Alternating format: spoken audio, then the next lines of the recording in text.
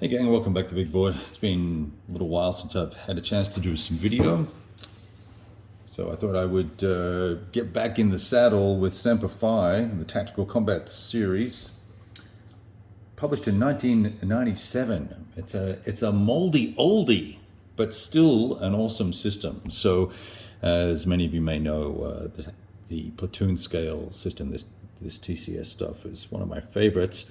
I don't get to play it as much as I like. I really do enjoy all the planning and all of that sort of good fun stuff, and then typically enjoy the gameplay as well. Some of the scenarios or games can be quite long and take up a fair bit of space. But in my new environment and living arrangements, these smaller scenarios from Semper Fi module are perfect. As you can see here, this is a less than 11 by 17 sized map. I'm not exactly sure how big it is, but nevertheless, it's about 17 hexes long, so not terribly big at all. And the interesting thing about this one is it's set in Korea, the U.S. Marines versus the North Koreans. It's the part of the push towards the Naktung River post Busan perimeter, and there are a number of there's three scenarios around this particular battle. There's a campaign, there's a morning scenario, and there's an afternoon scenario. So the morning scenario deals with the 2-5 of the 1st Marine, and then the afternoon scenario deals with the 1-5 of the 1st Marine, coming on to sort of replace the 2-5 campaign and let you kind of run that out and work out how you want to run that battle, with the 2-5 coming in, sorry, the 1-5 coming in a little bit later in the day, about 1 p.m. In the afternoon, and we start at 8 a.m. on the, I think it's the 17th of August, if I remember correctly, 1950. And the objective, pretty classic Marine objective, take the hill. Not a lot of maneuvering going on. There's a boundary on the northern perimeter.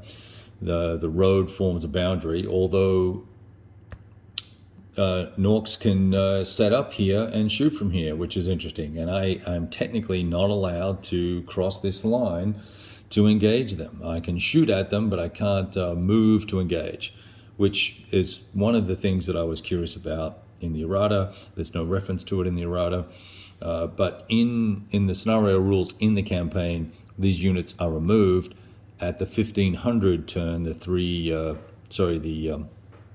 p.m. turn for the North Koreans. So they're otherwise occupied by I think it's the 1st Provisional Marine is off map to the north. So we can't end around on this end. In the morning scenarios, there's a limit to your movement. You can't go basically south of here. Yet there are air missions that are allowed to be dropped here. Not sure why that is. In the campaign, we're allowed to come south. It doesn't say how far south I'm allowed to come, so I'm going to assume I'm allowed to use all of the map. And also in the campaign game, and when I say campaign, it's just the combination of the two scenarios, but it includes all of the hills that need to be captured or attempted to be occupied, and there you have it. So there's a little bit of confusion around that. There's a number of different optional rules that allow things like to represent the fact that North Koreans had actually captured a U.S. radio. We could facilitate the fact that the big chemical mortars made it to the battlefield. We could also represent that I think that the pre-registration was done before the attack started, all this sort of stuff. So there's also options for the North Koreans. They don't have to set everybody up on the map. They can bring guys in as reinforcements. They can also bring them in with different orders. That's an optional rule. Now, I've been thinking about that, and that could cause a fair bit of complication on a very small map. For instance, if I bring an entire battalion, there's 3 companies here, and their assets.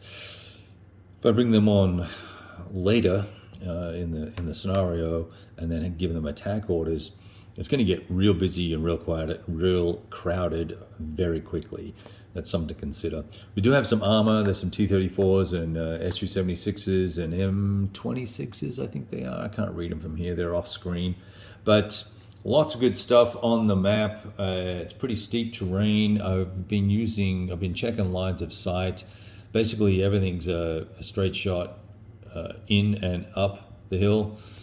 So we should be fine there. We're not going to have to worry too much about having to deal with that sort of business. Let me see if I can pivot over to the Marines. Here's our force, the poor old Dog and Easy Company going in first, and then we'll be bringing the 1-5 in, as I said, at 1 p.m. 1300 hour. And that's the enemy we'll be setting up. I think we set up this 1st battalion up on the hills first, and then we bring, and these guys are also on the map, I believe. Or I can hold them off and I can hold these off, or I can bring them all on. You know, this, I thought I'd played this before, and I think what I'd done is potentially played part of it on Vassal with somebody way back in the day, like way back in the day, maybe 10 years ago, and had never punched this, so I had to punch and clip this. So I'm now ready to go. We're ready to get after it here. I will get the North Koreans set up. I've got like I said, got the line of sights all worked out. We've got the special rules. There's a number of different special rules here. There's a lot of artillery, a lot of air that happens in the first couple of turns, and there's a few special rules for the module in terms of morale for the Marines, and bits and pieces for the Koreans. Nothing too fancy, nothing you need to worry about or get stressed out about. But there you have it. So I will be rolling dice shortly. Stay tuned. We'll probably do turn-to-turn updates. I'm guessing they're 20-minute turns, so you know, maybe every couple of turns we'll check in.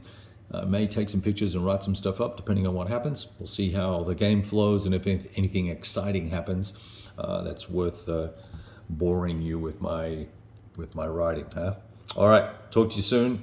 The battle for No Name Ridge, or Obongni, would you say that? Something like that. There you go. Talk to you soon.